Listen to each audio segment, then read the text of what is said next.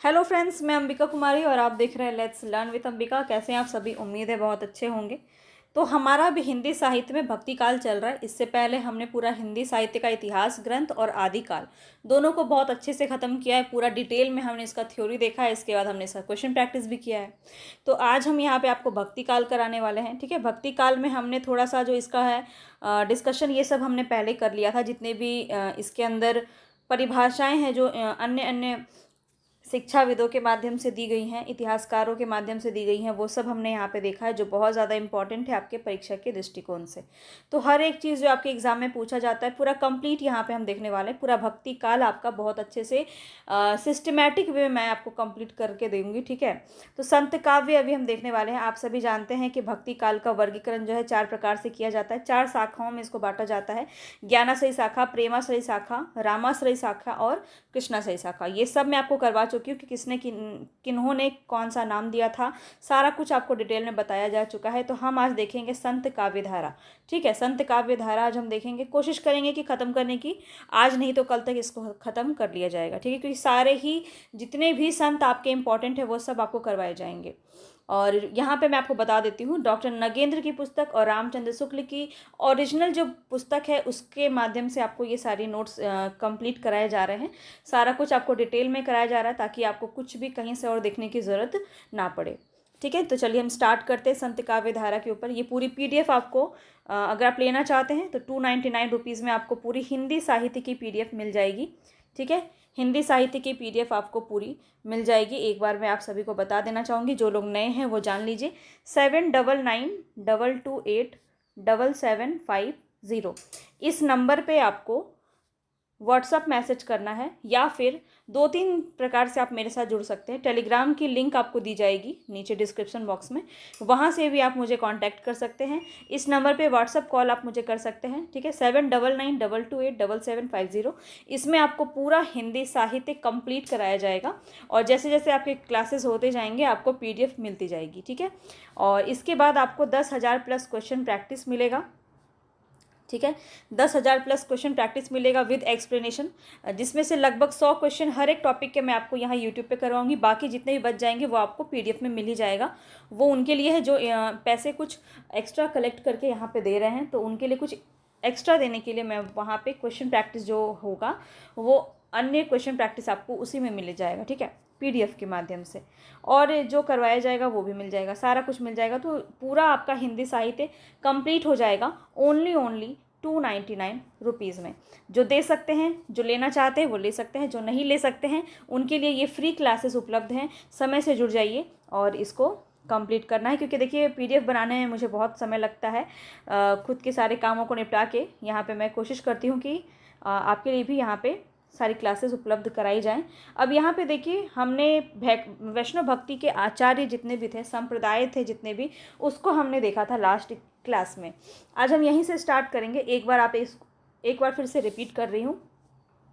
विशिष्टाद्वैतवाद, रामानुजाचार्य, ये सब मैं डिटेल से आपको बताऊंगी। जितने भी संप्रदाय हैं जिनके बारे में, तो वो भी मैं आपको बताऊंगी जब इनका समय आएगा। ठीक है, जैसे कि जो राम भक्ति शाखा से हैं या वैष्णव भक्ति शाखा से हैं, सगुन धारा में जितने भी कवि आते हैं वो, उसमें आपको इन सभी के बारे में बताया जाएगा। जैसे मध्वाचार्य हैं, रामानुजाचार्य हैं, ये सब आपको, नाभादास, ये सब के बारे में आपको पढ़ाया जाएगा। तो बिल्कुल भी चिंता मत होइए। ऐसा नहीं है कि आपको सिर्फ इतना ही बता दिया गया है।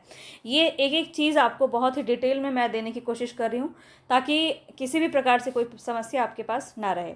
अब देखिए, थोड़ा सा क्रीम पाउडर भी मैं लगा देती हूँ PDF में, ताकि आपको पढ़ने में रुचि आए और बोरियत महसूस ना हो। इसलिए मैं PDF को थोड़ा अच्छे से सजाने की कोशिश करती हूँ ताकि आपको पढ़ने में भी आनंद आए।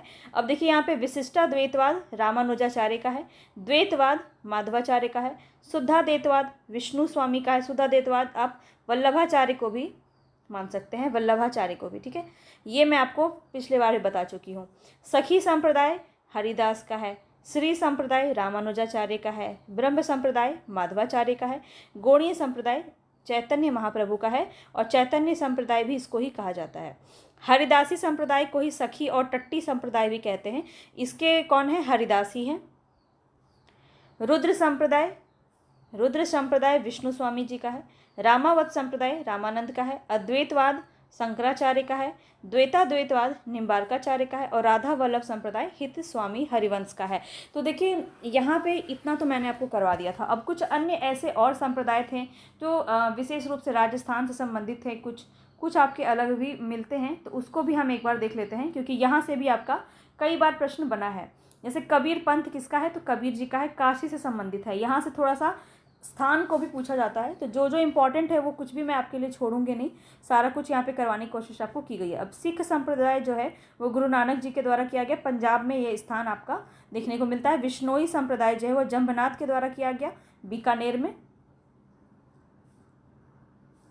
निरंजनी संप्रदाय जो है वो हरिदास निरंजनी के द्वारा किया गया, डिडवाना में ये स्थित है।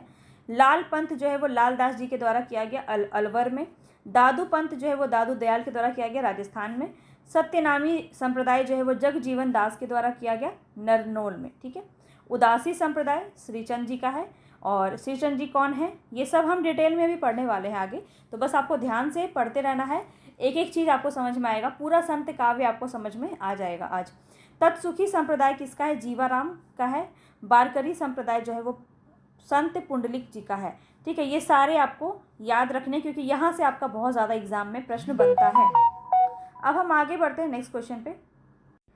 अब देखिए आपको सबसे ज़्यादा इम्पॉर्टेंट यहाँ पे क्या हो जाता है, देखिए निर्गुण भक्ति से संबंधित कुछ महत्वपूर्ण बिंदु मैं अभी आपको बताने वाली हूँ। इसके बाद संत काव्य का पूरा संत काव्य की विशेषता आपको अलग से बताई जाएगी। ठीक है, क्योंकि बहुत अंतर होता है। निर्गुण भक्ति के अंदर क्या आ जाएगा, संत काव्य और सूफी काव्य दोनों आ जाएंगे, लेकिन संत काव्य से अलग आपकी विशेषताएं पूछी जाती हैं, सूफी काव्य से अलग पूछी जाती हैं। तो जैसे जैसे मैं आपको पढ़ाऊंगी सबकी विशेषताएं अलग से आपको बताती चलूँगी। ठीक है, तो पहले हम देख लेते हैं यहाँ पे निर्गुण भक्ति से संबंधित कौन कौन से महत्वपूर्ण बिंदु हैं। ठीक है, लेकिन इसके बाद आपको संत काव्य का अलग से देखने को मिलेगा। पहला यहाँ पे आता है, ईश्वर को निर्गुण, निराकार, घट घट व्यापी, सूक्ष्म माना गया है। ये आपका निर्गुण भक्ति में माना गया है। ठीक है, तो प्रश्न अगर आपसे पूछा जाए कि निर्गुण भक्ति की विशेषताओं में या निर्गुण भक्ति के बारे में कौन सा कथन सही है, इस प्रकार से प्रश्न बनता है आपका, काफ़ी बार बनता है। तो आपको एक एक चीज़ बहुत ही ध्यान से समझना है, क्योंकि यहाँ पे एक भी जो पॉइंट है वो फालतू का नहीं है। ठीक है, सारे ही आपके एग्ज़ाम से ही मैं निकाल के लाई हूँ, सारे क्वेश्चन आपके कहाँ से पूछे जाते हैं। आगे है आपका, निर्गुण उपासना में भक्ति का आलंबन निराकार है, फलतः वह जन साधारण के लिए ग्राह्य नहीं है। मतलब क्या यहाँ बोला जा रहा है कि जो निर्गुण की उपासना की जाती है वो भक्ति के माध्यम से की जाती है, भक्ति का आलंबन ही उसमें निराकार है। यहाँ पे कोई जन साधारण व्यक्ति जो है इसको ग्रहण नहीं कर सकता है, यह हर किसी के लिए समझने योग्य बात नहीं है। ठीक है, तो निर्गुण उपासना में भक्ति का आलंबन निराकार है, कोई आकार नहीं है। यहाँ पे आप अगर इसको सिंपल भाषा में मैं आपको बताना चाहूँ तो जैसे कि हम मेडिटेशन करते हैं, तो मेडिटेशन करने के लिए आपको किसी भी मूर्ति की ज़रूरत नहीं है, किसी भी प्रकार के अन्य कुछ दिखावे की ज़रूरत नहीं है। आप मेडिटेशन अपने आप को शांत रखने के लिए करते हैं। तो इसी प्रकार की कुछ एनर्जी को भक्ति के रूप में निर्गुण उपासक मानते हैं, जिसमें जन साधारण के लिए ये ग्रहण करने योग्य नहीं माना गया है। आगे देखते हैं, सामान्य निर्गुण भक्ति का संबंध ज्ञान मार्ग से जोड़ा जाता है। ठीक है, तो ये बात तो सिंपल सा है कि निर्गुण भक्ति का संबंध किससे जोड़ा जाता है, ज्ञान मार्ग से। ज्ञान के द्वारा ही जो है ईश्वर की प्राप्ति हो सकती है, ये इनका कहना है। आगे देखते हैं, निर्गुण भक्ति में गुरु को विशेष महत्व दिया गया है, बहुत ही इंपॉर्टेंट है, ध्यान रखेंगे। ईश्वर के नाम की महत्ता पर निर्गुण भक्तियों कवियों ने भी बल दिया है। अब यहाँ पे इसमें आपको कन्फ्यूज़न बिल्कुल नहीं होना है, निर्गुण भक्ति में भी ईश्वर के नाम की महत्ता की गई है। यहाँ तक कि राम की, कृष्ण की जो है कबीर जी ने भी इनके बारे में बात किया है, लेकिन इनको परम ब्रह्म माना गया है, ना कि अवतारवाद माना गया है। ठीक है, अवतारवाद इसमें नहीं माना जाता है। ईश्वर के नाम की महत्ता भी निर्गुण भक्त कवियों द्वारा किया गया है, उन पर भी बल दिया गया है, किंतु उनको परम ब्रह्म के रूप में माना गया है। अभी हम आगे जैसे जैसे पढ़ेंगे आपको हर एक चीज़ें क्लियर होती जाएगी। ठीक है, बस आपको डिटेल से देखना है, कंप्लीट देखना है। मेहनत करेंगे तो ज़रूर आपको सफलता मिलेगी, और मेहनत यही है कि आपको कंप्लीट देखना पड़ेगा, एक एक चीज़ आपको समझनी पड़ेगी। और जो वीडियो मैं आपको समझा पाऊँगी वो आपको सिर्फ PDF भी पढ़ने से नहीं मिलेगा। तो एक बार आपको क्लास को ज़रूर देखना है, क्लास को बार बार रिवीजन करना है, ताकि आपको चीज़ें समझ में आए। जो भी बात समझ में नहीं आ रही है उसको बार बार देखिए। हमेशा रिवीजन ही एकमात्र उपाय होता है किसी भी चीज़ को समझने का। ठीक है। अब देखिए नेक्स्ट है आपका, निर्गुण भक्ति में माधुर्य भाव का समावेश होने पर रहस्यवाद का उदय होता है। तो यहाँ पे आपका क्या बोला जा रहा है, निर्गुण भक्ति में माधुर्य भाव का समावेश होने पर रहस्यवाद का उदय होता है। किस प्रकार से होता है, जैसे कि एक पंक्ति है जो कबीर जी की है कि नाम भी याद नहीं आ रहा है,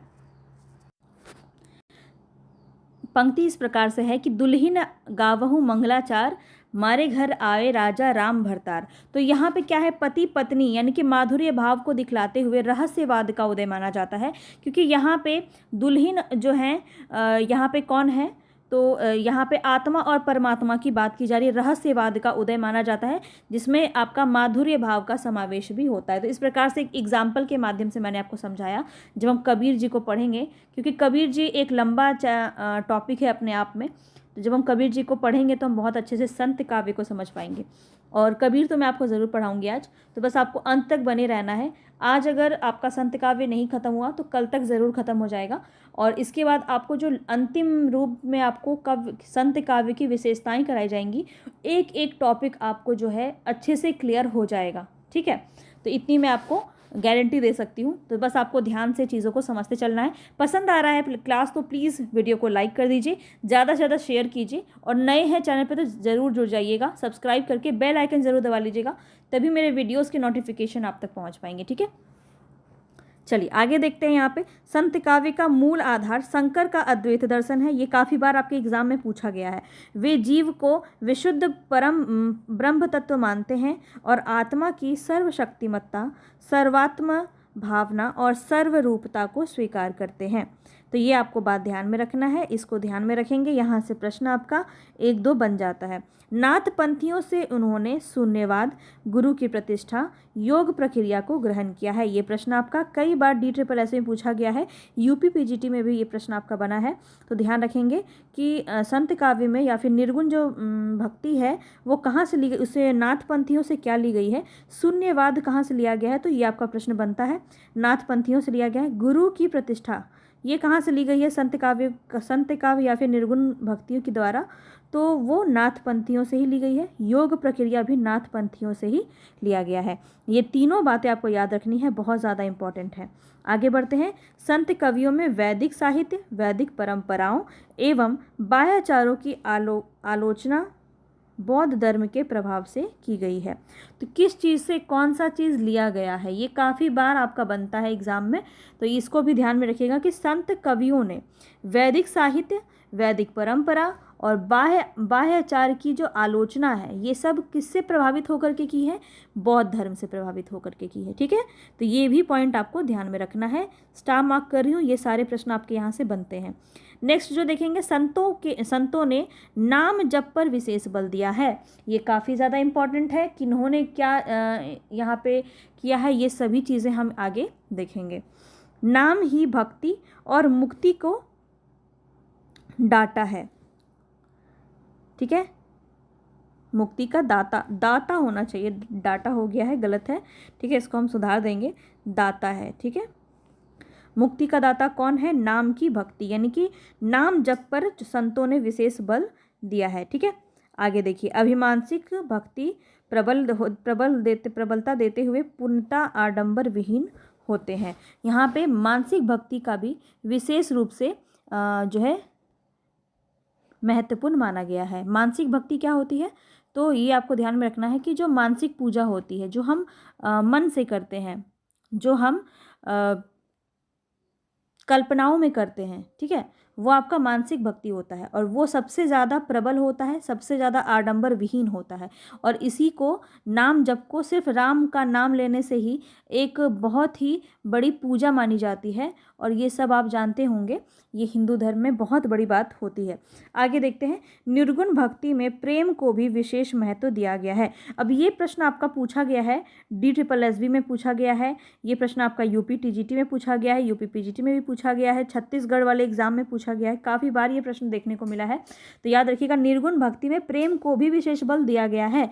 यहाँ पे ये इसलिए बोला जा रहा है क्योंकि ये निर्गुण भक्ति की बात कर रहा है। निर्गुण भक्ति का मतलब जो है, कई लोग सिर्फ संत कवि से मानते हैं, संत काव्य से मानते हैं, लेकिन आपको ध्यान में रखना है कि निर्गुण भक्ति में दो शाखाएं आती हैं, एक होता है आपका संत कवि और एक होता है आपका सूफी कवि।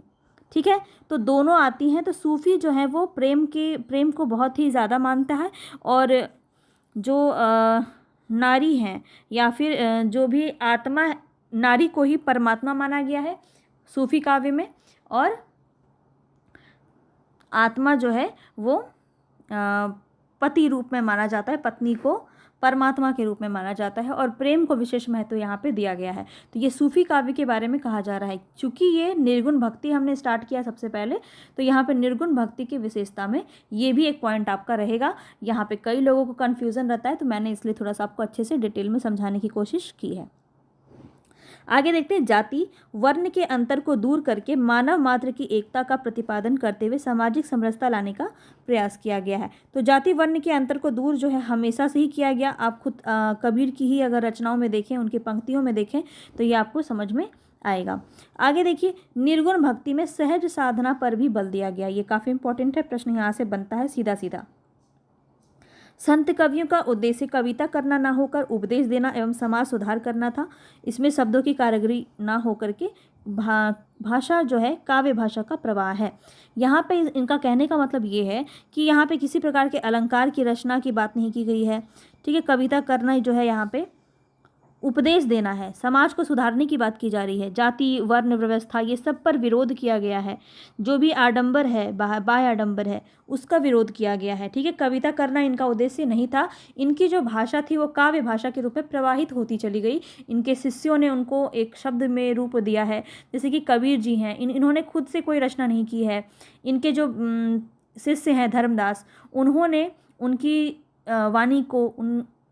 उनकी वाणी को समेट कर संकलित किया है बकायदा, जो बीजक नाम से प्रसिद्ध है। ये सभी चीज़ें हम आगे पढ़ेंगे। तो यहाँ पे मैंने आपको कबीर से थोड़ा रिलेट करते हुए इसलिए पढ़ाया क्योंकि काफ़ी इंपॉर्टेंट हो जाता है। अब हम संत काव्य की तरफ बढ़ते हैं। तो संत काव्य धारा के दार्शनिक सांस्कृतिक आधार अनेक हैं, जिनमें से प्रमुख रूपेण उल्लेखनीय। अब यहाँ पे कुछ इंपॉर्टेंट बातें हैं जो संत काव्य से शुरू होती है। संत काव्य हमारा शुरू हो रहा है। अभी तक हमने निर्गुण भक्ति को देखा, जहाँ पे आपसे सिर्फ और सिर्फ निर्गुण भक्ति से प्रश्न बनते हैं। तो अब यहाँ पे हम संत काव्य को आगे देखेंगे कि इसके बारे में क्या क्या बातें यहाँ पे कही गई हैं। तो चलिए स्टार्ट करते हैं। संत काव्य हमारा बहुत ही इम्पॉर्टेंट चैप्टर है, और जो इम्पॉर्टेंट है लगभग हमने सभी को लिया हुआ है। यहाँ पे सभी के बारे में इम्पॉर्टेंट बात करेंगे। और आज हम जो है रामानंद को देखेंगे और कबीर के बारे में जानेंगे, क्योंकि कबीर के बारे में बहुत ही लंबी आपकी जो है चीज़ें हैं जिसको मैं रोक नहीं सकती थी। ऐसे कुछ प्रश्न थे जिसको हमको लेना बहुत ज़्यादा अनिवार्य था। तो ये सारी पंक्तियाँ ये सब हम देखेंगे, और आज हम सिर्फ कबीर तक करेंगे क्योंकि इसके बाद छोटा है ये सब रैदास वगैरह ये सब हम कल से करेंगे। ठीक है, तो आज हम इतना और करने वाले हैं। तो बस आपको तसल्ली से बैठना है, सभी चीज़ें आपको समझ में आएंगी। ठीक है, चलिए पहले हम संत काव्य के बारे में थोड़ा सा जान लेते हैं। सबसे पहले तो ये जानिए कि उपनिषद, शंकराचार्य का अद्वैत दर्शन, नाथपंथ, इस्लाम धर्म या सूफी दर्शन जो है वो इसके अंदर आता है। उपनिषदों के अनंतर संत काव्य और संत दर्शन का मुख्य आधार क्या है? शंकर का अद्वैत दर्शन। ये बहुत इंपॉर्टेंट है, ये बात आप स्टार मार्क कीजिए इसको, क्योंकि यहाँ से प्रश्न आपका बहुत ज़्यादा बनता है। ठीक है, किस प्रकार से प्रश्न बनता है ये भी मैं आपको करवाऊंगी। और उपनिषदों के अनंतर संत काव्य और संत दर्शन का मुख्य आधार आपसे अगर पूछा जाए तो वो क्या होता है? अद्वैत दर्शन होता है। और ये अद्वैत दर्शन ये किसका है? तो शंकराचार्य जी का है, लेकिन शंकर इसके आदिनाथ आदि कवि माने जाते हैं। आगे देखते हैं। नेक्स्ट है आपका यहाँ पे संतों की विवृत भावना, प्रतिबिंब भावना, प्रणव भावना, साधना पक्ष और भक्ति पद्धति पर आचार्य शंकर के विचारधारा का व्यापक प्रभाव पड़ा है। संत काव्य का वर्गीकरण दो दृष्टियों से संभावित है। एक तो शुद्ध दार्शनिक दृष्टि और दूसरा संत कवियों द्वारा गृहीत साधना प्रणाली की दृष्टि। दो रूप से यहाँ पे संत काव्य का वर्गीकरण किया जाता है। दार्शनिक विचारधारा के पृष्ठभूमि में निर्गुण काव्य के दो वर्गों में विभाजित किया गया है। पहले तो क्या है आपका, कबीर, दादू दयाल, मलुकदास आदि जो पूर्णतया अद्वैतवादी हैं, लेकिन नानक क्या है वो भेदाभेदवादी माने जाते हैं। तो ये आपको दर्शन भी आपका पूछा जाता है, इसको हम आगे और अच्छे से देखेंगे। कबीर तथा उनकी परंपरा में उल्लेखित अद्वैतवादियों के अनुसार परमात्मा तथा जीवात्मा पूर्ण रूपेण एक है। इसके विपरीत नानक तथा उनके अनुयायियों का अभिमत है कि परमात्मा और आत्मा के छोटे बड़े का अंतर है। इस प्रकार संतों की विचारधारा उपनिषद सिद्धांतों में सामने रखती है। तो देख सकते हैं कि दो प्रकार से जो है यहाँ पे सामने निकल के आ रहा है। सबसे पहले तो आपका कौन सा है, तो जो आपका अद्वैतवादी है, ठीक है। अद्वैतवादी कौन है, जितने भी संत काव्य हैं आपके अद्वैतवादी माने जाते हैं। जैसे कबीर हो गए, बड़े नाम की मैं बात करूँ तो, और नानक जो है, जैसे कि जो आपके पंजाबी या सिख संप्रदाय से थे, वो सब आपके भेदाभेदवादी के रूप में आते हैं। बस ये इतनी ही बातें आपको याद रखनी है, और ज़्यादा इसमें कुछ समझने वाली बात नहीं है। संत कवियों का वर्गीकरण का द्वितीय आधार है उनकी साधना प्रणाली। संत साधकों में एक वर्ग ऐसा है जो योग साधना से पूर्णतया प्रभावित है, ठीक है। तो योग साधना से पूर्णतः कौन सा प्रभावित है, जैसे हंस है, इंगला है, पिंगला है, सुषुम्ना है, सुरती, नृत्य, ये सब आपके नेट में ये क्वेश्चन आपके एक बार बने हैं, जो मैंने देखे हैं, और भी बने होंगे। तो इस योग साधना किससे प्रभावित है, तो ये आपका एक ऑप्शन में दिया रहता है, तो ये आपको ध्यान रखना है। परंतु जो योगी साधना है उसकी सूक्ष्मता का ज्ञान और अनुभव कबीर दास, सूरदास, हरिदास, निरंजन को विशेष रूप से था। तो योगी योग साधना का जो सूक्ष्मता का ज्ञान है वो कबीर जी में देखने को मिलता है। तो ये सभी बातें आपको ध्यान रखनी है। अब देखिए कुछ प्रमुख संत की हम बात करें तो यहाँ पे संत काव्य के लगभग मैंने सभी कवियों को लिया हुआ है, तो बहुत ही अच्छे से आपको सभी चीज़ें समझ में आएंगी। तो बस आपको ध्यान से यहाँ देखते जाना है। अब तक आपने वीडियो को अगर देखा है, आप अभी तक अगर वीडियो में बने हुए हैं, तो सबसे पहले तो अपने लिए एक बार ताली ज़रूर बजाइए, क्योंकि आप यहाँ पे पूर्णतः मेहनत कर रहे हैं और जो है विशिष्ट रूप से आपको यहाँ पे सफलता भी देखने को मिलेगी। सबसे पहले अगर हम देखें तो रामानंद के बारे में हम जानते हैं। रामानंद जो है अपने गुरु के सर्वाधिक यशस्वी साधक और प्रगतिशील विचारक थे। संत मत के प्रचार एवं प्रसार का श्रेय भी इन्हीं को जाता है। कौन थे इनके शिष्य, इनके गुरु कौन थे, तो याद रखिएगा इनके गुरु का नाम था राघवानंद। आगे देखेंगे। अभी हम इनके बारे में हम बात करें तो इनका जन्म जो है वो 1368 ईस्वी में और मृत्यु 1468 ईस्वी में हुआ था। यह कानपुर के ब्राह्मण थे और इन्होंने शिक्षा जो है वो काशी से हुई थी। नाभादास की रचना जो है भक्तमाल के अनुसार, आप सभी जानते होंगे नाभादास के बारे में। नाभादास की रचना थी भक्तमाल, और उनकी इस रचना को बहुत सारे लोगों ने जो है माना हुआ है, एक संग्रह के रूप में माना हुआ है, एक आधार के रूप में माना हुआ है अपने इतिहास के लेखन की परंपरा में। जब हमने पहले भी पढ़ा था इतिहास लेखन परंपरा को, हमने देखा आचार्य शुक्ल ने कौन कौन से पुस्तक को आधार बनाया था, ये सब हम पढ़ चुके हैं पहले। तो ये सब जब हमने देखा था तो सबसे बड़ा नाम जो आपका आता है वो भक्तमाल का भी आता है। तो भक्तमाल के अनुसार ही जो है रामानंद के कितने शिष्य हैं, 12। ये प्रश्न आपका लगातार पूछता है, कई बार पूछता है, तो ध्यान रखिएगा कि रामानंद के कितने शिष्य माने जाते हैं, तो 12 माने जाते हैं। और कौन कौन से माने जाते हैं ये भी प्रश्न आपका बनता है। तो अनंतादास, सुखानंद, सुरसुरानंद, नरहरियानंद। ये नरहरियानंद वही हैं जिनका नाम नरहरिदास है। और ये नरहरिदास किसके से गुरु माने जाते हैं, मुझे आप कमेंट बॉक्स में बताएंगे। जितने भी लोग अभी तक यहाँ पे देख रहे हैं उनको बताना है कि नरहरिदास जो हैं ये किनके गुरु माने जाते हैं। बहुत ही महत्वपूर्ण पर्सनालिटी है जिनके बारे में मैं यहाँ पूछ रही हूँ। नरहरिदास, नरहरियानंद जो है ये इन्हीं का नाम है। नरहरिदास जो है यहाँ पे बताएंगे आप कि कौन किसके गुरु माने जाते हैं। भावानंद, पीपा, कबीर, सेन, धना, रैदास, सुरसुरी, पद्मावती। तो एक प्रश्न आपका ये भी बनता है, पद्मावती जो है वो किनकी शिष्या थी, तो रामानंद की थी। और रैदास भी आपका एक इम्पॉर्टेंट बन जाता है। यहाँ पे देखा जाए तो रैदास और पद्मावती, नरहरियानंद, ये 3 ऐसे हैं। कबीर यहाँ पे देख लीजिए, कबीर हो गए। ये सभी कुछ महत्वपूर्ण हैं जहाँ से आपके प्रश्न बनते हैं। आगे देखते हैं। इनके गुरु का नाम क्या था, राघवानंद इनके गुरु का नाम था। इन्होंने रामावत संप्रदाय का प्रवर्तन किया था। ये प्रश्न आपका कई बार बन चुका है कि रामावत संप्रदाय का प्रवर्तन किसने किया था। किसने किया था, राघवानंद ने किया था, ठीक है। और ये किसके गुरु हैं, तो ये रामानंद जी के गुरु माने जाते हैं। तीर्थ यात्रा, मूर्ति पूजा, वेद आदि का विरोध करते हुए इन्होंने अंतः साधना पर बल दिया है।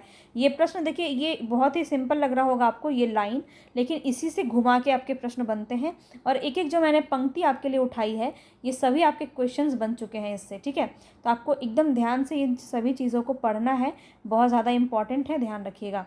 जितने भी आपके स्टेट टीजीटी पीजीटी के एग्ज़ाम हैं, या केवीएस है, एनवीएस है, जो भी है हिंदी साहित्य का, इससे बाहर आपका नहीं पूछा जाएगा। सब कुछ मैं आपको बहुत ही डिटेल में कराने की कोशिश कर रही हूँ। अब यहाँ देखिए, रामानंद के गुरु जो है राघवानंद ने सिद्धांत पंचमात्रा नामक एक ग्रंथ की रचना की थी।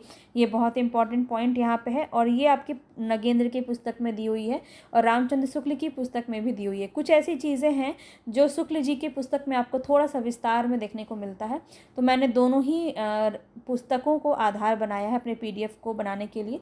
तो आप अगर नगेंद्र और शुक्ल की पुस्तक पढ़ना चाहते हैं तो भी आप मेरे PDF को ले सकते हैं, क्योंकि यहाँ पे आपको दोनों ही पुस्तकों का संगम देखने को मिलेगा। हर एक चीज़ मैंने उठाई है, जो वहाँ से इम्पॉर्टेंट है वो उठाया है, जो यहाँ से इम्पॉर्टेंट है वो उठाया है, तो काफ़ी ज़्यादा इम्पॉर्टेंट रहेगा। अंतिम हमारा है ये कबीर हम पढ़ के इस क्लास को एंड करेंगे, ठीक है। तो कबीर हमारा बहुत ही लंबा टॉपिक है, तो इसको बस आपको ध्यान से समझना है। कबीर को समझ लिए तो संत काव्य आपका ख़त्म हो जाएगा, फिर ज़्यादा कुछ बचता नहीं है। कुछ एकाध ही हैं संत कवि जिनसे प्रश्न बनते हैं, वरना तो प्रश्न नहीं बनते हैं, ठीक है। तो सबसे पहले आपको ध्यान रखना है कि इनका जन्म और मृत्यु, ये काफ़ी ज़्यादा पूछा जाता है। कहाँ हुआ था, तो ये भी हम देखेंगे, क्योंकि हर किसी का अलग अलग कहना है, किन्होंने कुछ कहा है, किन्होंने कुछ कहा है, तो बस हम इसको देखते हुए समझते हुए चलेंगे। अब देखिए यहाँ पे इनका जन्म जो है 1398 ईस्वी में है, और मृत्यु 1518 ईस्वी में मगहर में हुआ। ये भी प्रश्न आपका कई बार बनता है कि कहाँ पे इनकी मृत्यु हुई थी। मगहर में इनकी मृत्यु हुई थी। अब देखिए, भक्तमाल के टीकाकार कौन है, एक प्रश्न तो आपका यही बन जाता है यहाँ पे। ये प्रश्न आपका यहाँ पे बन जाएगा, स्टार मार्क कीजिए इसको, भक्तमाल के टीकाकार के रूप में। तो ये प्रश्न आपका काफ़ी बार बना है। प्रिया दास जो है वो भक्तमाल के टीकाकार के रूप में मानी जाती हैं। इनके अनुसार इनका जो देहावसान है वह मगहर में 1492 में हुआ था। तो ये जो है एक पॉइंट है, यहाँ से प्रश्न आपका बनता है। आगे देखिए, कबीर परिचय में अनंत दास ने कबीर दास के व्यक्तित्व और उसके जीवनी से संबंधित कुछ तथ्यों का उल्लेख स्पष्ट शब्दों में किया है, और उनके अनुसार वे जन्म से जुलाहे थे, उनका निवास स्थान काशी था, उनके गुरु रामानंद थे, सिकंदर लोदी ने उन्हें अनेक यातनाएं दी तथा उन्होंने 120 वर्ष का पवित्र जीवन पाया। ये सभी बातें किस में कही गई हैं, कबीर परिचय में। तो एक पॉइंट आपको ये भी नोट करना है यहाँ पे कि कबीर परिचय किसकी रचना है, अनंत दास की रचना है, बहुत ज़्यादा इंपॉर्टेंट है, पूछा जाता है। और ये सिकंदर लोदी के समकालीन थे कबीर, ये भी बात आपको ध्यान में रखना है। पत्नी का नाम क्या था इनका, लोई, पुत्र का नाम था कमाल और पुत्री का नाम था कमाली। नीरू और नीमा इनके पालन पोषक थे, कह सकते हैं आप कि इन्होंने ही इनका पालन पोषण किया था। कबीर जो है जाति के जुलाहे थे, और इनके गुरु का नाम रामानंद था, ये बात हम आपको बता ही चुके हैं। कबीर ने अपनी रचनाओं में उलटबासियों का प्रयोग किया है। उलटबासियाँ क्या होती हैं, तो उलटबासियों का मतलब है कि किसी भी चीज़ को बहुत ही सीधे सरल कटाक्ष कर देना किसी भी चीज़ पर, ठीक है, उलटबासियों के रूप में ये आता है आपका। ये भी आपका नाथ पंथ से लिया गया है, ठीक है। बीजक नाम की इनकी रचनाओं का संकलन धर्मदास द्वारा किया गया है। ये पॉइंट आपको याद रखना है कि बीजक के संकलनकर्ता कौन है, तो धर्मदास हैं। किनका संकलन किया गया है, तब आपका कबीर हो जाएगा। दो अलग अलग प्रश्न यहाँ से आपके बनते हैं। तो बीजक के रचनाकार कौन है, या ये आपसे पूछा जाए बीजक किसकी रचना है, कबीर की रचना है। इसका संकलन किसने किया, धर्मदास ने किया, ठीक है। ये 3 भाग में ये इसका संकलन किया गया है, साखी, सबद और रमेनी। यहाँ पे आपका सबद हो जाएगा, इसको मैं ठीक कर दूंगी, ठीक है। PDF मिलने से पहले आपको ये क्लियर हो जाएगा, अच्छे से मैं इसको क्लियर कर दूंगी। यहाँ पे थोड़ा सा टाइपिंग एरर हो गया है, ठीक है, संबंध नहीं होगा, सबद हो जाएगा। साखी, सबद, रमेनी। अब देखिए, एक प्रश्न आपका यहाँ से बनता है, छोटे छोटे पॉइंट को मैं लेके चल रही हूँ। साखी का अर्थ पूछा जाता है, क्या होता है, साक्षी, ठीक है। सबद का अर्थ होता है शब्द, और रमैनी का अर्थ होता है रामायण, ठीक है। ये तीनों बातें ध्यान रखनी है। अब इसमें क्या क्या इंपॉर्टेंट है, ये प्रश्न आपका काफ़ी बार बनता है। देखिए साखी में क्या दिया गया है, साखी में कबीर की शिक्षाओं और सिद्धांतों का निरूपण अधिकतर साखी में ही हुआ है। साखियों में दोहे के साथ साथ सोठा छंद का भी प्रयोग देखने को मिलता है। ये दो बातें आपको इसके अंदर ध्यान रखनी है, साखी से प्रश्न आपके बनेंगे। अब शब्द क्या है, शब्द क्या है, शब्द है, यह एक प्रकार का गेय पद है, यानी कि गाने योग्य पद है। जो गाने आप सुनते हैं कबीर जी की वो शब्द के अंदर आते हैं, ठीक है। शब्द और रमैनी दोनों ही हैं, इनके गेय के अंदर आता है, जो गाया जाता है। गेय मतलब जो गाया जाता है, जो गाने योग्य शब्द होते हैं उन्हें हम गेय पद कहते हैं। जिस कबीर के प्रेम और अंतरंग साधना की अभिव्यक्ति हुई है, अतः इनमें भावावेश की प्रधानता है। इसमें क्या है, कबीर के प्रेम और अंतर साधना की अभिव्यक्ति हुई है, किसमें, शब्द में। रमैनी में क्या हुआ है, तो रमैनी का पहले तो शाब्दिक अर्थ है रामायण। इनमें कबीर के रहस्यमय और दार्शनिक विचारों को अभिव्यक्ति किया गया है, और इसमें चौपाई छंद में ये लिखा गया है पूरा, ठीक है। ये भी बात आपको ध्यान रखना है। कबीर के रहस्यमय और दार्शनिक विचार किसमें प्रस्तुत किए गए हैं, रमैनी में। ये प्रश्न आपसे इस प्रकार से बनेंगे। अब इनकी भाषा को किन्होंने क्या कहा, ये भी आपका काफ़ी इंपॉर्टेंट है। तो तीन है जो आपके सबसे ज़्यादा प्रचलित हैं, पूछे जाते हैं। पंचमेल खिचड़ी किन्होंने कहा है, श्याम सुंदर दास ने। कबीर की भाषा को सदुकड़ी किसने कहा है, रामचंद्र शुक्ल ने। भाषा का डिक्टेटर, इनकी भाषा को भाषा का डिक्टेटर कहा गया है, वो किसने कहा है, हज़रत प्रसाद द्विवेदी में। ये तीनों ही इंपॉर्टेंट है, कई बार ये प्रश्न यहाँ से आपके बनते हैं। तो ये तीनों ही जो हैं आपको ध्यान में रखने हैं कि कबीर की भाषा से संबंधित यहाँ से प्रश्न आपके बनते हैं। अब आगे देखते हैं, आचार्य रामचंद्र शुक्ल जी ने कबीर दास को संत काव्य धारा का प्रवर्तक माना है, और आचार्य हज़रत प्रसाद द्विवेदी और राम स्वरूप चतुर्वेदी जी ने भी इसको स्वीकार किया। यानी कि संत काव्य धारा का अगर प्रवर्तक बोला जाए तो कौन हो जाएंगे, कबीर दास, ठीक है। ये बात भी आपको ध्यान रखना है। अब देखिए इनके जो गुरु हैं वो रामानंद हैं, इनके बारे में हमने पढ़ा। लेकिन कुछ ऐसे लोग भी हैं जो मुस्लिम, जो कबीर को मुस्लिम मानते हैं। तो मुसलमान के अनुसार कबीर के गुरु कौन हैं, वो अलग माने जाते हैं। सूफ़ी फ़कीर शेख तकी जो हैं, ये जो हैं कबीर के गुरु माने जाते हैं। यह सिकंदर लोदी के पीर गुरु थे, ठीक है। कौन थे, सिकंदर लोदी के पीर थे, गुरु थे। और ये जो है कबीर के भी मुस्लिम गुरु माने जाते हैं। ये भी बात आपको ध्यान में रखना है, यहाँ से भी आपका एक प्रश्न बन जाता है। कबीर की वाणी का संग्रह उनके शिष्य धर्मदास ने बीजक नाम से 1464 ईस्वी में किया। ये बात भी आपको याद रखना है, इसको ध्यान रखेंगे। इसके अतिरिक्त बाबू श्याम सुंदर दास ने अपनी उनके रचनाओं का संकलन कबीर ग्रंथावली में किया है। तो अगर आपसे बीजक पूछा जाए तो इसका संकलन किसने किया है, धर्मदास ने किया है। और कबीर ग्रंथावली का किसने किया है, श्याम सुंदर दास ने किया है। श्याम सुंदर दास के द्वारा ही जो संपादित है कबीर ग्रंथावली, यहीं से आपके जो है बिहार स्टेट में भी आपके सिलेबस में दिया गया है, ठीक है। तो ध्यान में रखेंगे। कबीर ने अपने निर्गुण पंथ में भारतीय वेदांत और सूफियों का प्रेम तत्व शामिल किया, जिसका नाथ पंथ में अभाव था। तो नाथ पंथ में जिन चीज़ों का अभाव था उसको भी कबीर ने आगे बढ़ाया। तो इन्होंने निर्गुण पंथ में क्या किया, भारतीय वेदांत और सूफियों का जो प्रेम तत्व है, प्रेम तत्व को भी इसमें शामिल किया है, और जिसका नाथ पंथ में अभाव था। ये सभी पॉइंट आपको ध्यान में रखना है, क्योंकि यहाँ से आपके एक प्रश्न बन जाते हैं।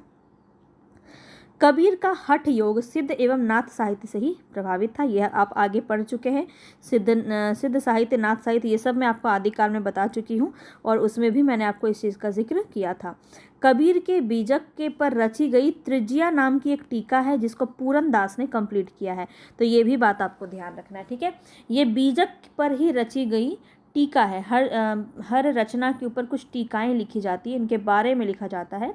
तो वो टीका इनके द्वारा, पूरन दास के द्वारा कंप्लीट किया गया, जिनका नाम था त्रिज्या, ठीक है। आगे देखते हैं, कबीर दास को शेख तकी के कहने पर, शेख तकी कौन थे, इनके जो मुस्लिम गुरु माने जाते हैं, इन्हीं के कहने पर सिकंदर लोदी ने जंजीर से बांधकर गंगा में डुबाया था।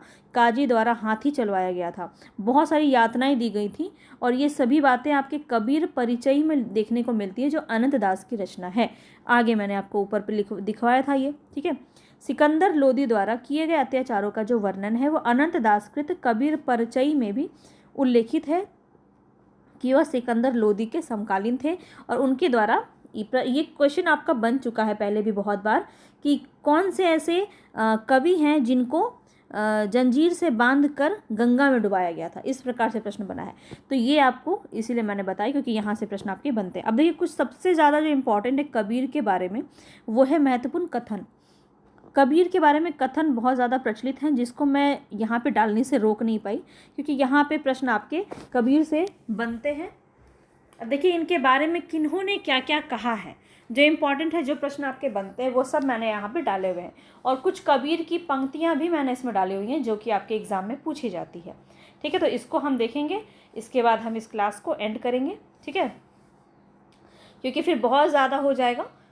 कल जो है इसको कंप्लीट कर देंगे संत काव्य को। एक दिन में पूरा करवाऊंगी तो आपका खिचड़ी हो जाएगा दिमाग में। ठीक है, तो मुझे खिचड़ी नहीं बनाना है, आराम से समझेंगे चीज़ों को। ठीक है, पहला जो है इसमें कोई संदेह नहीं है कि कबीर में ठीक मौके पर जनता के उसे बड़े भाग को संभाला है जो नाथपंथियों के प्रभाव से प्रेम भाव और भक्ति रस से शून्य पड़ता जा रहा था।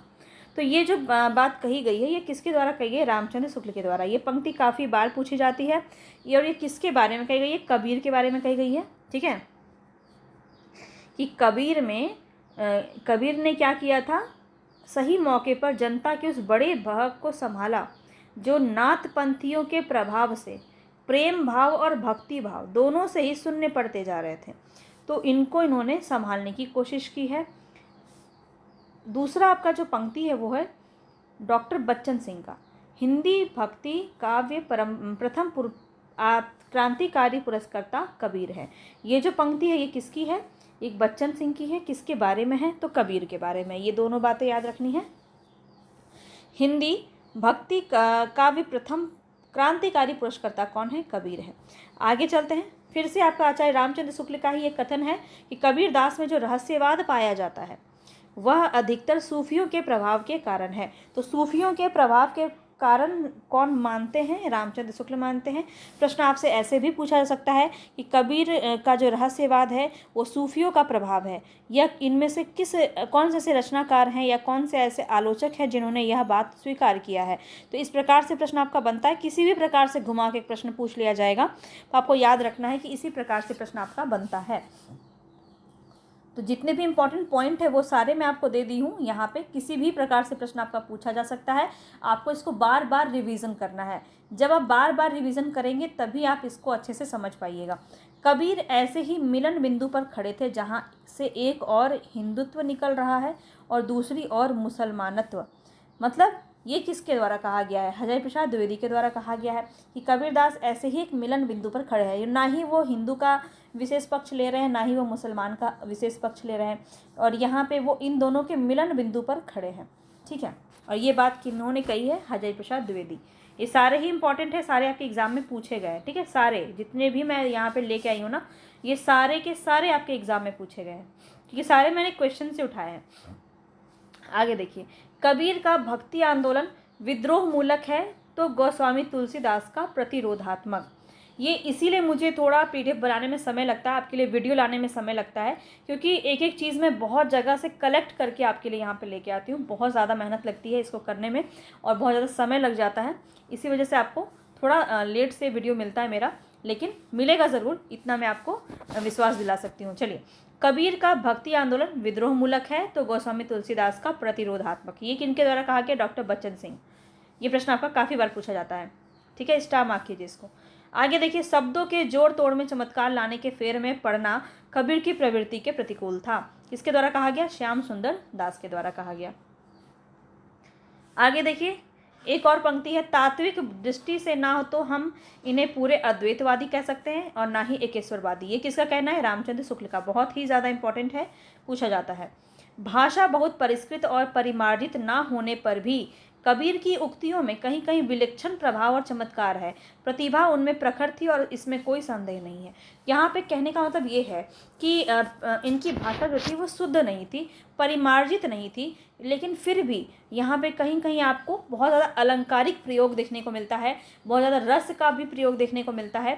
और यह इनके अंदर एक प्रतिभा थी, एक प्रखर प्रतिभा थी, इसका किसी को भी संदेह नहीं है। और ये बात कौन कह रहा है? रामचंद्र शुक्ल। तो ये कुछ 8 आपको ऐसे कथन मैंने दिए हैं जो आपके प्रत्येक एग्जाम में पूछे जाते हैं। अब देखिए, कबीरदास के कुछ महत्वपूर्ण कथन हैं, इसको भी हम देख लेंगे, ये काफ़ी इम्पोर्टेंट है। तू कहता कागद की लेखी, मैं कहता आखिन की देखी, मैं कहता सुरझावन हारी, तू राखा उलझोए रे। ये जो पंक्ति है ये किसकी है? कबीरदास की है। तो इसको ध्यान में रखना है आपको।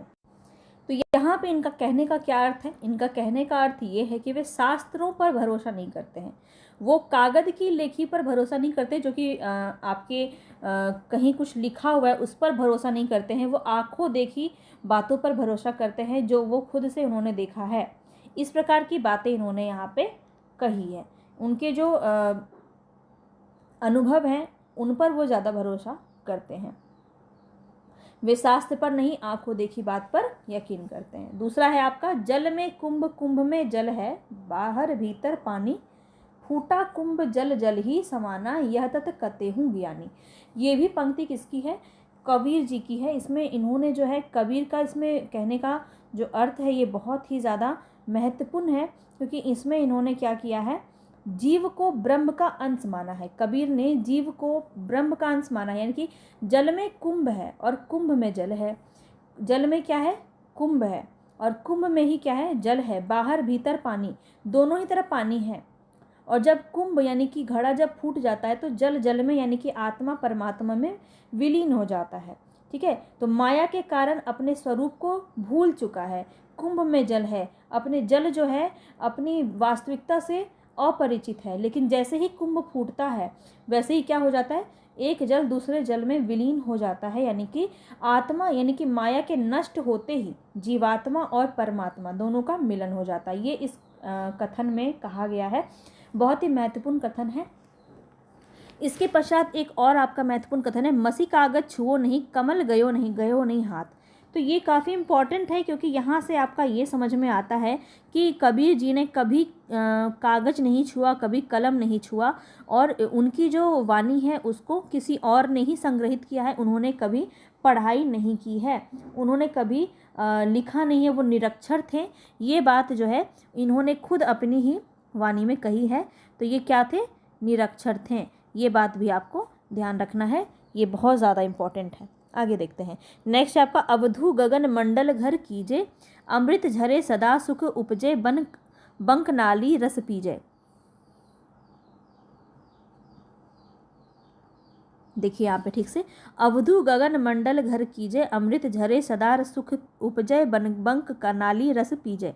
ये पंक्ति भी किसकी है? ये भी जो है यहाँ पे इनकी ही है। कुंडलिनी मूलाधार चक्र में सुषुप्तावस्था में रहती है, योगी साधना के द्वारा इसे जागृत किया जाता है, और जब यह षट चक्रों का भेदन करती हुई संहस्त्र चक्र में पहुंचती है तब वहां पर ब्रह्मरंध्र के झरनों में अमृत रस का पान करती है। ये कुछ इस प्रकार से इसका वर्णन मिलता है, क्योंकि यहाँ पे क्या है? रहस्यवाद का यहाँ पे बात किया जा रहा है इसमें। ठीक है, ये भी पंक्ति किसकी है? कबीरदास की। याद रखिएगा, ये सारी जो जितनी पंक्तियां मैंने लिखी है ना, ये सारी काफ़ी इंपॉर्टेंट है, हर एग्जाम में पूछी जाती है। कै विरहीन कु मीचे मीचू कै दे आपा दिखलाए, रात दिना का दांझना मोह पे सहा न जाए। तो ये भी बहुत ज़्यादा इम्पॉर्टेंट है। कबीर ने जीवात्मा को प्रेयसी एवं परमात्मा को प्रियतम के रूप में चित्रित करते हुए उनके विरह और मिलन के चित्र यहाँ पे प्रस्तुत किए हैं। इसीलिए मैंने आपको वहाँ पे विशेषताओं में ये बात बताया था कि प्रेम इन्होंने जो है माधुर्य भाव के द्वारा किसका उदय होता है? रहस्यवाद का उदय होता है। ये मैंने आपको बताया था, आपको याद होगा। अगर आप ध्यान से पूरी क्लास को देख रहे हैं तो आप बहुत ही आसानी से इसको समझ पाएंगे। ठीक है, आगे देखिए। नेक्स्ट है आपका, अरे इन दोउन राह न पाई, हिंदू अपनी करे बड़ाई, गागर छुअन न देई, वैश्या के पायंतर सोए, यह देखी हिंदुआई, मुसलमान के पीर औलिया, मुर्गा मुर्गी खाई। तो यहाँ पे क्या कह रहे हैं? हिंदू और मुस्लिम दोनों के ही जो दिखावटी है, जो उनके द्वारा जो भी दिखावा किया जाता है, जो पाखंड है, जो रूढ़ियाँ हैं, जो अंधविश्वास है, उसका खंडन इन्होंने किया है। ठीक है, इसीलिए कहा जाता है कि कबीर जो है वो भक्त कवि बाद में थे, समाज सुधारक पहले थे।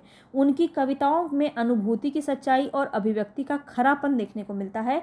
समाज में व्याप्त रूढ़ियों, अंधविश्वासों, पाखंडों का उन्होंने खंडन किया है, और हिंदू और मुसलमान दोनों को उन्होंने फटकार लगाई है। ठीक है, खाला केरी बेटी ब्याहे, घर में ही करे सगाई, ये पूरी इसकी पंक्ति है। ठीक है, यहाँ पे एक लाइन और होता है यहाँ पे। ठीक है, कि खाला केरी बेटी, यहाँ पे कहने का मतलब है कि हिंदू भी जो है पाखंड करता है और मुसलमान भी, दोनों ही धर्मों के बारे में इन्होंने जो भी गलत बातें इनको लगी हैं वो इन्होंने उस पर विरोध किया है, खंडन किया है उसका। ठीक है, कि जो हिंदू होते हैं वो अपनी बहुत बड़ाई करते हैं और गागर छूने नहीं देते हैं, कि मतलब जात पात का इन्होंने विरोध किया है यहाँ पे। ठीक है, और मुस्लिम के भी बारे में इन्होंने कहा है मुर्गा मुर्गी खाते हैं या फिर खाला केरी ब्याह करावे, मतलब अपने ही बहन बेटियों साथ शादी ब्याह करा देते हैं और घर में ही सगाई करा देते हैं। तो इस प्रकार से इन्होंने क्या किया है, खंडन किया है। ठीक है, चलिए आगे बढ़ते हैं, आगे देखते हैं। माला फेरत जुग गया, गया न मन का फेर, कर का मन का डारी के, मन का फेर। इसमें कौन सा अलंकार है, बहुत ही प्रसिद्ध है ये प्रश्न आपका, और अलंकार में काफ़ी ज़्यादा पूछा जाता है। तो कौन सा अलंकार, ये मुझे आप अपने कमेंट बॉक्स में ज़रूर बताएंगे। ठीक है, चलिए आपका भी कुछ एक्टिव पार्टिसिपेशन रहेगा तो क्लास में बहुत ही मज़ा आ जाएगा। ठीक है, और मुझे पता चलेगा कि आप यहाँ तक वीडियो को आपने देखा है और आप बिल्कुल मन से जो है यहाँ पे क्लास अपना ले रहे हैं। आगे देखिए, ऊंचे कुल का जमनिया करनी ऊंची ना होए, सुब्रन कलश सुरा भरा साधु निंदित सोए। तो ये भी जो पंक्ति है ये भी जो है इन्हीं से लिया गया है, इन्हीं का पंक्ति है, बहुत ही ज़्यादा इंपॉर्टेंट पंक्ति है, यहाँ से भी ध्यान रखेंगे, कबीर जी का ही है। पाहन पूजे हरि मिले, मैं तो पूजू पहाड़, घर की चाकी क्यों नहीं पूजे, सिखाए संसार। बहुत ही ज़्यादा इंपॉर्टेंट है ये भी आपका पंक्ति। ठीक है, क्योंकि यहाँ पे कर्म को इन्होंने बहुत ज़्यादा महत्व दिया है। पाहन पूजे हरि मिले, मतलब पत्थर को पूजने से हरि मिले तो मैं पूरा पहाड़ पूजने लग जाऊँ, पूरा पहाड़ यानी पूरे पत्थर के जो पहाड़ हैं सभी को मैं पूजूँ, लेकिन घर में जो चक्की है उसको कोई क्यों नहीं पूछता है, उसी से पीस के तो पूरा संसार खाता है। मतलब यहाँ कर्म पर ज़्यादा विशेष इन्होंने बल दिया है। आगे देखिए, जल में कुंभ, कुंभ में जल है बाहर भीतर, अच्छा ये तो वही है। ठीक है, आगे देखिए, सतगुरु की महिमा अनंत किया उपकार, लोचन अनंत अघाड़िया अनंत दिखावनहार। ये भी पंक्ति किसकी है, कबीरदास की है। आगे देखिए, यही वाला मैं बोल रही थी, दुल्हिन गावहु मंगलाचार, मोरे घर आए राजा राम भरतार। इसका मैंने पूरा नहीं डाला है, यहाँ से ये पंक्ति आपका ज़्यादा विशेष रूप से पूछा जाता है। और भी है इसमें, तन रत करी मैं मन रत करी हूँ, पंचतत बराती, रामदेव मोहे पाहुने आए, मैं जोवन मैं माती। इस प्रकार से बहुत लंबा चौड़ा है इनका। ये पूरा जो पंक्ति है ना ये बिहार एस्टेट में लगा हुआ है। ठीक है, या जब मैं आपको बिहार एस्टेट कराऊंगी ना तो ये पूरी पंक्ति मैं आपको वहाँ पे अच्छे से डिटेल में समझाऊंगी। चलिए आगे देखिए, समुंदर लागी आग नदियाँ, जली कोयला भई, देख कबीरा आग मच्छी रूखा चढ़ी गई। ये भी जो पंक्ति है किसका है, कबीरदास का है। आगे देखिए, काहेरी नलिनी तू कुमलानी, तेरे ही नाल सरोवर पानी, जल में उत्पत्ति जल में वास, जल में नलिनी तोर निवास, नातलपति ने ऊपर आखिर, तोर हेतु कहूँ कासनी लाग, कहे कबीर जे उदित समान, ते नहीं मुझे मारही जान। तो यहाँ पे इस पद में जो है कमलिनी को जीवात्मा तथा जल को परमात्मा का प्रतीक बताया गया है। जीव एवं ब्रह्म की एकता का प्रतिपादन इसमें अनियोक्ति अलंकार के माध्यम से किया गया है। तो इसमें अगर अलंकार पूछा जाए तो क्या हो जाएगा, अनियोक्ति अलंकार हो जाएगा। पूरा अलंकार भी मैंने आपको बहुत ही अच्छे से करवाया हुआ है, तो जाके ज़रूर देखिएगा। अभी कल नहीं परसों मैंने आपको अलंकार की वीडियो दी है, तो आप उसको जाके ज़रूर देखिएगा। एक आपका बहुत ही इंपॉर्टेंट है, माया महा ठगनी हम जानी। तो यहाँ पे ये पंक्ति मैं आपको अलंकार में भी करवाती हूँ, और ये पंक्ति आपका किसका है, कबीर जी का है, ये भी आपको याद रखना है। नेक्स्ट देखेंगे, नेक्स्ट है यहाँ पे, कबीर कूता राम मोतिया मेरा नाऊ, गले राम की जेवड़ी जीते खींचे तित जाऊँ। तो ये भी पंक्ति किसका है, देखिए यहाँ पे राम का जिक्र इन्होंने किया है, तो यहाँ पे इन्होंने ईश्वर की भी अस्तित्वता के बारे में बात की है। आगे देखिए, चलती चाकी देख के दिया कबीरा रोए, दो पाटन के बीच में साबुत बचाना कोई। ये भी बहुत ही ज़्यादा जो है इम्पॉर्टेंट है आपका, यहाँ से प्रश्न आपका काफ़ी बनता है। मोको कहाँ ढूंढे बंदे मैं तो तेरे पास में, क्या मंदिर क्या मस्जिद क्या काबे कैलाश में। ये पूरी पंक्ति है और ये भी आपका कबीर जी का ही है। बहुत ही कह सकते हैं बहुत इंपॉर्टेंट, बहुत प्रसिद्ध पंक्ति है जो कि पूछी जाती है। आगे देखते हैं, नेक्स्ट है यहाँ पे जो आपका, रहना एक कनकते गहना, तामे भाव न दूजा, कहन सुनन को दुई करी थापे, यक नमाज यक पूजा। तो ये सब जो पंक्ति है ये सारे आपके कबीर जी की पंक्ति है। कबीर जी के बारे में हमने विस्तृत यहाँ पे आज अध्ययन किया, और अगर आपको पूरा समझ में आया होगा कमेंट बॉक्स में ज़रूर मुझे बताइएगा कि किस प्रकार से आपको क्लासेस लगी। पसंद आया होगा तो लाइक ज़रूर कीजिएगा, ठीक है।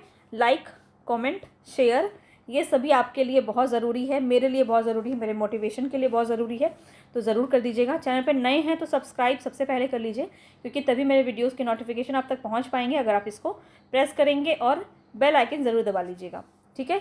एक बार लास्ट में क्लास के अंत में मैं आपको बता देती हूँ कि 7992287750 इस नंबर पे आप मुझे व्हाट्सअप से मैसेज कर सकते हैं और इसकी PDF पा सकते हैं, ठीक है।